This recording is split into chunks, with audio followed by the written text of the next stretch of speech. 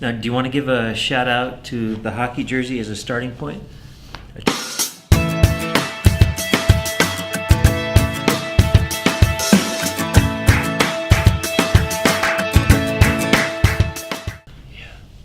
All right. So I assume you're already recording this ridiculousness. Yeah, of course you are. Just edit it. There's going to be a B-roll Yeah. somewhere where I'm just constant embarrassment. Oh. All right. So yeah, basically we'll just kick it off. Just say who you are and why you're here, what you represent, and then we'll kind of just play it by ear and cut out all the stupid parts. Okay, so you're going to cut like 90%. Of me talking. Yeah, it usually is. Yeah. Anyway, welcome. Thank you. I'm Doug Van Belles, and we're putting together, and we have just launched a new charity in New Zealand, the FundABook Foundation. The story behind how it gets started is there's a FundABook Foundation up in the United States, and they came to me and they asked me if they could license my new children's book. So, wow, that was just magic. Wasn't it? It's like magic. And then we're also giving this one away to the grown-ups because the kids' book, not all the grown-ups want a kids' book, so we included a sci-fi thriller in there for the giveaways. When I agreed to license my children's book to the charity up in the States, one of my conditions was they had to open a charity down here. Right. Now, for legal reasons, they couldn't do it themselves, but they gave us all the support to open our own. Right. And then we have to go do all the work. Now, despite the accent like myself, you are New Zealand based. Yeah, I You was lived here, educated in the yeah, States, yeah. so and once you get that Yeah, it's accent, it stuck, never yeah. goes away. Yeah. So Educated. educated, man, Educated. totally educated in the States. It's really funny. I go through the Vancouver airport, and by the time I get 10 meters into the airport, Yeah. it's all Canadian. It's just everything has an "oo" in the middle of it. So one of my conditions was that we had to open a FundABook New Zealand. Yes. And we've been working on that for 6 months, and we just launched it yesterday at the opening of Oh Armageddon. wow. Okay. So Yeah. So I don't feel bad about not knowing about it. Yeah, I was I- like, oh, that's we launched it yesterday. awesome. We're at a world exclusive here. That's Yeah. awesome. And so what we're doing is quite simple. To promote literacy, we're giving children books. The program in the United States works through children's hospitals and children in difficult situations, get sponsors to buy books for them, and we give them the books. Here, we've decided to work through the schools. So what we're doing is we're collecting donations, we're lining up corporate sponsors and small corporate sponsors. Right. So a couple $100, and we can, because we license the books rather than just purchasing the books. Right. We print our own editions, which means we can put our own covers on it. Nice. So, if you look at the Kuhuda Huda, it's got Avalon Studios here in Wellington. Oh yeah. Yep. Right there. They sponsored the first run of books Right. for us. And we can put 5 sponsors across the bottom of the front and 5 sponsors across the bottom of the back. And so if we go to a region, we can, for a few $100s, a sponsor can have their logo on a book for every kid in every school in the region. And that's just what we do, is we give every kid in the school a book. Nice. We go to different primary schools and we give every kid a book. And so And looking through them yesterday, the thing that I like is it's not a see Dick run kind of see spot jump book. These are they're proper novels. They're not a book that's written for this purpose. It's a book that's just written that someone put their heart and soul into, and then you can make that a charitable thing, which is really amazing. Yeah. I think that really makes the difference. And it's a real book. It was written to sell. Yeah. And I got approached by Andy, the guy running the charity up in the States, and he said, this would be perfect for this, specifically for that reason, because it's made for the market. It's not made for educational purposes. Yeah, and the response we get from other authors has been amazing. Yeah.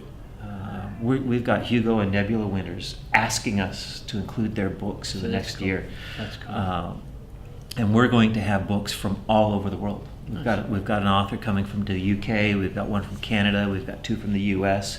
We've got one set up from Australia. And so over the next 2 years, we're going to just keep adding authors as we go. Is there any plan to do it in multiple languages as well within in Rail or anything? I talked to an author yesterday. I mean, talk about people wanting to be part of this. Yeah. I had an author, at the booth downstairs, just talking about the book he's writing, which is a children's book, and it's Māori mythology. Nice. And it's interconnected with the Ainu in Japan and Native Americans in the Pacific Northwest, That's kind of cool, thing. yeah. And he was talking about this book he's putting together, and we're seriously talking about it for 2019. Yeah. And if we do that, it's going to be at least partially in Māori. Yeah. Because of the mythology, because a lot of the words are going to be there. And one of the things I talked to him about was this idea where maybe one of the characters speaks English, Right. and so you get this The crossover. I think. that translation across where you have to explain what the words are to that Well, and character. because there are a lot of, I think they're called nesting schools, where they have the multiple languages. So something like that would actually be quite useful when you're going back Yeah, and forth. we've thought about that. If we do the C. Dick run kinds of books, is publish a book where the story is written in Māori on the left-hand page Right. and in English on the right-hand page, and each page is identical. Yeah. So you can, Nice. you get the little illustration and you got the words and they're just identical on each page. That would be cool. We've got a set of stories. I'm putting another book in 2019 called Rabid Pixies of Doom. I like the sound of that. That sounds like fun. It's the premise of the book is what happens if a little girl's fantasy about becoming a fairy princess becomes real. Right? And it's just chaos. It's just a nightmare. You imagine a 4-year-old being able to wield magic and make toys come to life, and just not understanding the realities of the world around them. It's what would happen if Disney were real. Yes. Interesting. Yeah. All right. And so part of that is the pixies that she creates. Right. Then would have spin-off stories. Oh, nice. Right. Useful. And so we have a series of stories outlined that's Pixie Tales. Nice. Which is what we would then do for that Māori, because in the novel, the pixies speak Māori, Right. Oh, okay. right? So the pixies speak Māori. It's written in there as if it's some exotic language that nobody's ever seen before, and that way then we can have the accompanying websites and stuff where you have the translations and you have the language thing. Nice. And so we're working with that, and it's a delicate balance, because you don't want to, you want to be out there supporting the language, Yeah. but you don't want to be out there taking advantage Right. of the language. Yeah. And so that was part of the challenge with the Kahuta Huta, was, you throw a little bit of the language in there, like, hangi and different, little things that, reflect that language. You get little hints at the culture without actually putting it in there. Right. And the other thing I did when I wrote the Kahuta Huta, I was very careful to avoid actually describing the physical appearance of the little girl who's the main character, or the dad, or the mom, so that any little girl that picks it up could be Katie in Right. that story, right? That's Even cool. those It's a cool little touch. So there's allusions to Māori heritage. There's allusions to that her dad's probably Māori, but it's never said. Right. He's never described. He could be any guy you see down the street. She could be any little girl running Nice. into any classroom. That's very cool. Yeah. I mean, yeah, that's nice. Leaving that part to the imagination. I think the reason I personally I like young adult books is because they do tend to be doing more of that. Allows that personal attraction to the character, where I could be that character. Well, not me, because I'm far too old. But a kid, I could be that character. That could be me, as opposed to the blonde-haired, blue-eyed little girl. That's a very slim part of the population. Yeah. So that's very cool. Definitely check out the books. We'll have links to everything below for certain.